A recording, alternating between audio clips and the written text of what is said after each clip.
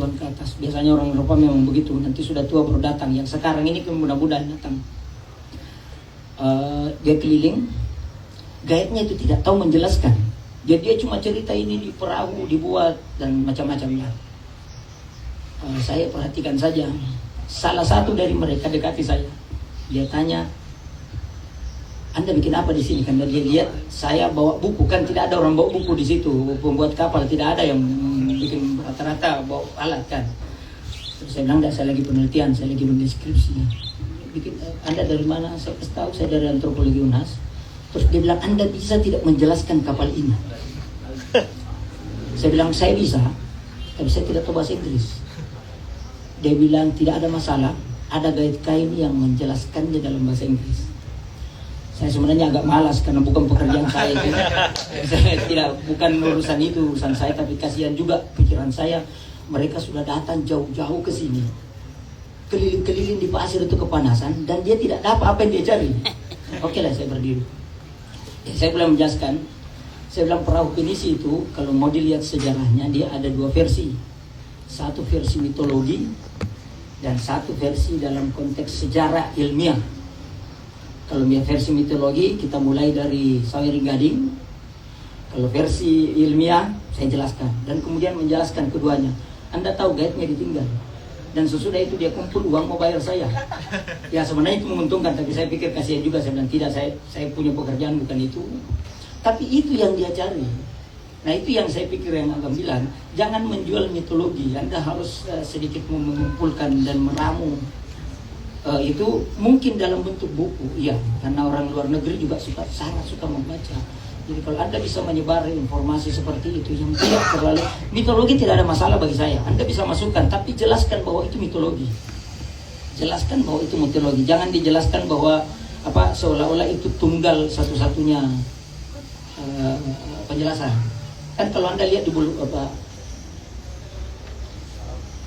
misalnya kalau ya, kita kembali tadi ke pembuatan perahu. Kalau Anda lihat Sawery Gading, buku sebenarnya itu kan Sawery Gading 3 kali konferensi Sawery Gading itu sudah sepakat ilmuwan mengatakan itu adalah fiksi. Tapi orang Sulawesi Selatan tetap menganggap itu sejarah. Dia adalah fiksi. Kalau Anda lihat surat Lagaligo, buku yang ada penjelasan tentang Sawery Gading itu dibuat antara abad 13 sampai 14. Kalau mengacu ke situ, maka Pinisi itu kemungkinan lahir antara abad 13 atau abad ke-14. Kan? Antara itu.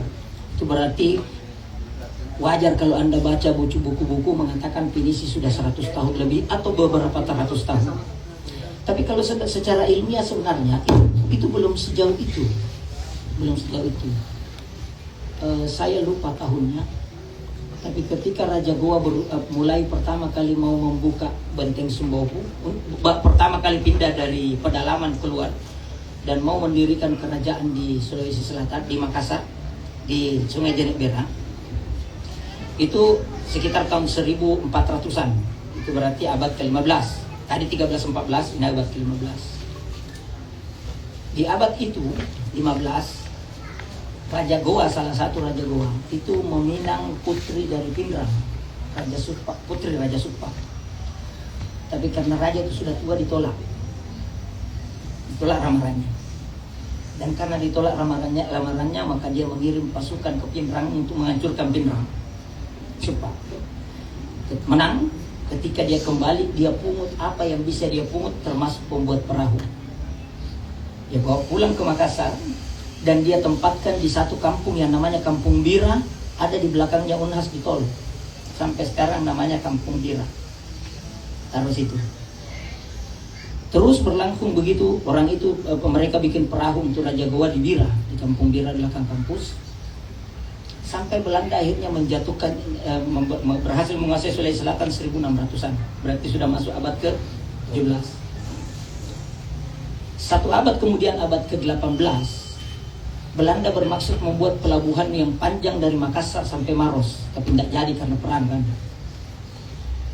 Karena kapal-kapal itu bikin kotor, maka orang Bira itu dipindahkan oleh Belanda tahun 1873. Dari Bira dipindahkan ke Bulukumba Sampai di sana dia ingat nama kampungnya, dia sebut dengan Tanjung Bira. Kemudian desanya namanya Tanah Beru, tempat yang baru. Itu 1873. Pinisi sendiri start dibuat 1930. Pinisi pertama. Anda tanya orang Ara di sana, bukan Ara ini. Orang Ara di sana. Itu 1930. Tapi kan kalau Anda menjelaskan begitu orang mengerti. Jadi memang apa namanya? Kalau bangsanya orang Indonesia dia tidak peduli yang begitu. Mungkin kayaknya, saya tidak tahu kalau wisatawan Indonesia sekarang sudah sadar bahwa saya pergi untuk cari pengetahuan. Biasanya saya kira belum sampai ke situ. Ya mungkin masih cari karena ya itu yang beautiful. Tapi kalau orang luar negeri yang menarik seperti itu.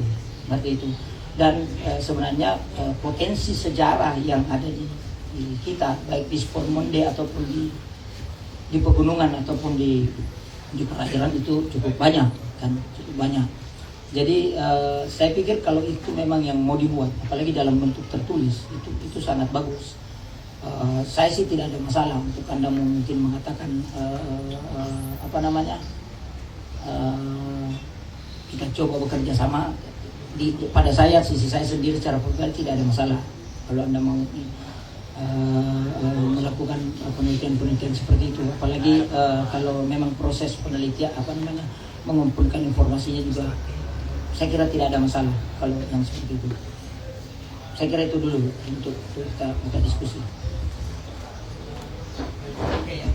Baik.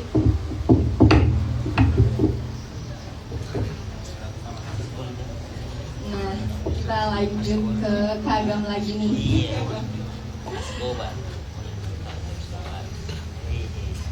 Nah, Kak Agam, bagaimana sih tanggapan, kebetulan Kak Agam lulusan antropologi dan ada dosen dari antropologi. Bagaimana kalau kita berwisata jalan-jalan nih, nggak hanya berwisata jalan-jalan atau apa saja yang berwisata ini, kita menulis sambil menulis, berwisata sambil menulis. Bagaimana sih tanggapan Bapaknya sama Kak Agam, karena antropologi ini erat kaitannya dengan etnografi. Jadi bagaimana tanggapan Bapak dan Kak Agam? Jadi kalau di Rinjani, kenapa banyak tamuku? Seperti yang dikatakan Kak Nel, saya punya ilmunya, antropolog. Jadi bule-bule rata-rata tamu, kalau sudah saya guide satu kali, pasti mau datang lagi dengan destinasi yang lain. Dia datang ke Rinjani, dia telepon lagi, Agam, you can help me, what happened? Saya mau naik ke Semeru, tapi tolong jelaskan juga secara seperti di Rinjani. Jadi saya cari informasi tentang Semeru, bagaimana masyarakat adatnya. Jadi tidak sekedar naik gunung, pulang, capek. Itu yang terjadi sekarang, teman-teman. Gue TikTok ini, pergi TikTok, pulang capek. Tidak ada apa-apa dibawa pulang, tidak ada nilai-nilai ilmiah, tidak ada pelajaran didapat. Capek, habis itu Senin kerja lagi. Jadi rata-rata tamu kami nge-guide pakai metode antropologi. Jadi memang betul-betul menarik. Dan kami tidak pernah tarik harga duluan. Rata-rata tamuku dia yang tentukan harga. Saya bilang nanti saja harga, gampang itu bisa diatur. Dan apa yang terjadi setelah kami nge-guide, yang saya prediksi umpamanya mereka, saya dapat ini 5 orang sampai 25 juta, ternyata mereka bayar sampai 60 juta. Di luar dari ekspektasi yang saya harap. Karena mereka puas. Karena rata-rata tamu bule datang ke Indonesia memang bawa uang. Mereka siapkan uangnya yang banyak untuk berwisata. Tapi ada memang satu hari spare uangnya. Umpamanya kalau orang Prancis, ini beda-beda juga standarnya negara. Itu saya pelajari di Rinjani. Kalau di orang-orang Prancis, dia sekitar $15 satu hari harus habis. Harus dihabiskan memang $15. Orang Inggris sekian, orang ini sekian, Australia sekian, Malaysia paling sedikit. Jadi berapa rupiah saja mereka habiskan sehari, dan memang harus habis. Jadi ada karakter beberapa negara, tapi tidak bisa juga jadi patokan bahwa ini negaranya, tapi kembali ke individunya masing-masing. Tapi ketika mereka merasa puas, berapapun akan dikasih. Bahkan nyawanya juga dia pertaruhkan buat kita, guide-nya, kalau ada masalah. Jadi yang mau saya bilang begini, ketika teman-teman melakukan kegiatan, full service, pelayanan nomor 1. Itu yang paling penting, sama penampilan. Contoh ya, Anda sebagai guide canyoning, penampilannya kayak di mall, tidak percaya itu bule. Bule itu penampilan nomor 1. Contoh ya, kasus di Rinjani, disuruh jangan bangun tenda di sini, tidak percaya, padahal petugas ini setelah pakai baju kutananmu, baju ini, pulang dia ambil rompi, kembali ke campnya, dia pakai, baru dia bilang sana, langsung hormat semua itu bule. Artinya apa? Penampilan nomor 1 juga yang menjadi acuan. Jadi ketika teman-teman nge-guide bule atau ini, minimal pakai sepatu gunung kalau memang ke gunung. Jadi memang profesional. Kalau teman-teman pakai yang vertikal, helm. Jadi ada hal-hal detail yang memang itu menandakan Anda profesional. Itu perlu diperhatikan juga. Selain itu memang pelayanan nomor 1. Meskipun tamu ada yang duduk di meja, tripnya lain duduk di meja, teman-teman tripnya di lantai pakai karpet. Tapi kalau pelayanan nomor 1, dia tidak peduli mau duduk di mana. Bahkan dia bayar lebih yang duduk di lantai. Padahal kalau mau dihitung fasilitas lebih mahal di sana kan. Tapi pelayanan nomor 1, dia bisa lihat kok. Tidak perlu pakai bahasa, kamu mengerti bahasa Inggris bahasanya, tapi mereka akan belajar bahasamu. Intinya senyum, ramah. Ketika lihat senyum, jadi banyak hal-hal yang paling setengah mati jadi guide. Curhat sedikit ya.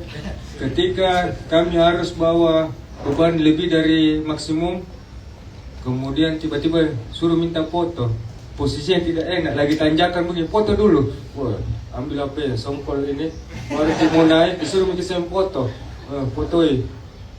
Itu tidak bisa kita muka masam, harus senyum terus. Jadi, harus begini terus, muka senyum. Jadi posisi kayak begitu yang tidak enak jadi guide. Mungkin juga dirasakan, dia lagi capek ini, panas, belum pi makan karena urusi makanannya tamu, tiba-tiba suruh foto dalam hati nih, sebentar kerjain, sebentar ini tamu, banyak sekali maunya. Apalagi ibu-ibu. Ibu terus. Kayak begitu. Jadi konsep-konsep mengenai tulisan dan lain-lain ketika berpetualang, saya kira sangat penting. Pertama, selain itu bisa jadi database. Ada tidak database-nya berapa air terjun yang ada di Maros? Belum ada. Kalau teman-teman ke air terjun di Maros? Bumbungan. Kenapa bisa namanya Bumbungan? Bumbunga atau apa yang ini yang baru-baru tenggelam? Kenapa namanya Macolla? Ada yang tahu? Berapa kali ke Macolla? Ditahu kenapa bisa Macolla? Kan belum terlalu ditahu juga kan? Minimal histori air terjun ditahu. Jadi teman-teman datang ke sana, tanya warganya kenapa bisa Macolla. Warga sendiri belum tahu, belum tentu tahu. Nah itu yang perlu lebih digali kan. Jadi itu bisa jadi database. Oh kesini Macolla, catat nih. Jadi Anda bisa dapat database. Itu dikasih kumpul, bisa jadi draft buku, bisa di store di dinas pariwisata, bantu pemerintah. Karena kalau sekarang harapannya teman-teman mau dibantu pemerintah, tidak ada, karena lagi efisiensi anggaran. Jadi targetnya adalah bagaimana kita bantu pemerintah. Kita yang mengabdi sama negara, jangan berharap sama negara yang kasih bantuan. Dan itu kalau bagus hubungan dengan negara, dengan pemerintah, tidak perlu diminta bantuan, datang sendiri. Karena prinsipku kayak begini, karma, Anda baik, pasti baik juga hasilnya. Kayak begitu. Kalau di Rinjani dulu 5 tahun terakhir kerjaku 1 bulan kerja, 3 bulan jalan-jalan. Jadi kalau dapat uang yang lumayan, aku pakai jalan-jalan keliling pantai, naik motor. Itu motor sejarah, sering parkir di kampus dulu. Jadi motor dinas, aku pakai ke pantai. 2 malam saya di pantai, tanya warga kenapa namanya Ampenan apa semua, siapa saja masyarakat, ku tulis. Pindah lagi pantai sebelahnya, kenapa nama pantai? Ku store di dinas pariwisata, wah senang sekali. Apa dia bilang, bisa kamu lakukan semua ini, ini kayak skala S2, penelitian. Padahal cuma jalan-jalan biasa, cuma tanya-tanya apa namanya nih, kenapa bisa namanya penerpa? Catat, berapa orang tinggal di sini, apa saja pekerjaannya, simpel. Pakai 5W1H saja. Sederhana sekali, dan itu bisa jadi buku. Cuma karena fileku hilang, laptop apa semua hilang semua, tidak jadi. Ada sih masalah. Begitu. Ya, saya pikir kalau Anda mau start menulis tadi ya, atau bagaimana tadi? Jalan-jalan sambil menulis. Nah, jalan-jalan sambil menulis. Sebenarnya simple. Kalau mau sederhananya begini, saya kasih rumusan etnografi yang paling sederhana. Maksudnya Anda harus lakukan tiap hari. Saya secara pribadi sejak awal ikut penelitian waktu masih mahasiswa S1. Sesudah itu mulai belajar penelitian, saya buat prinsip bahwa every day is research. Setiap hari itu adalah penelitian. Tetapi konsekuensinya adalah bahwa semua yang Anda lihat perlakukan sebagai fenomena, sebagai sesuatu yang Anda tanya kenapa dia begini. Jangan perlakukan sebagai pemandangan.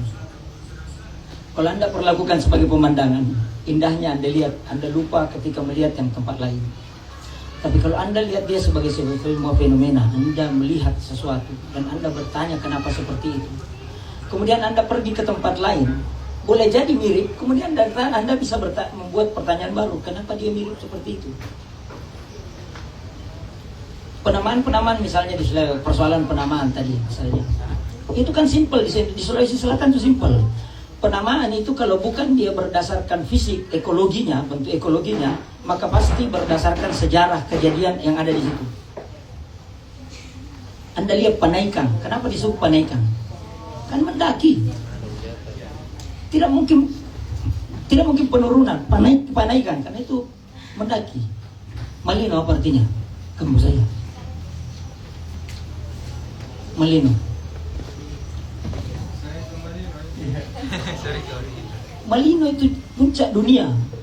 Tapi bisa juga diartikan sebagai malino, mendunia, gitu. Anda ke Cake. Cake apa bahasa Indonesia? Dingin.